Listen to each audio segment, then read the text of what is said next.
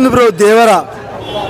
Movie అయితే నాకు చాలా బాగా నచ్చింది. సో 6 years తర్వాత సోలో పర్ఫార్మెన్స్గా ఎన్టీఆర్ వచ్చి మేము ఎలా అయితే చూడాలనుకున్నామో కొరటాల శివ అలా చూపించాడు.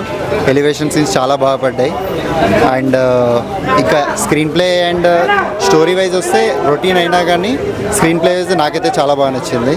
అండ్ సాంగ్స్ కూడా చాలా బాగున్నాయి. Anirudh BGM is major. Under water sequence ఎలా అనిపించింది?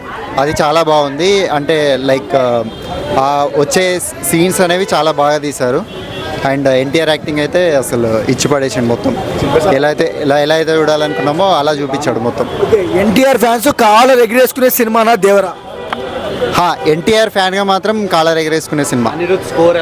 అనిరుద్ స్కోర్ చాలా బాగుంది. సో అంటే ఫ్యామిలీ ఆడియన్స్ చూడొచ్చు.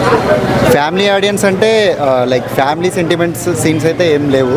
కాకపోతే మొత్తం కంప్లీట్ మాస్ మూవీ అని చెప్పొచ్చు. లైక్ బీసీ సెంటర్స్ బాగా ఆడొచ్చు.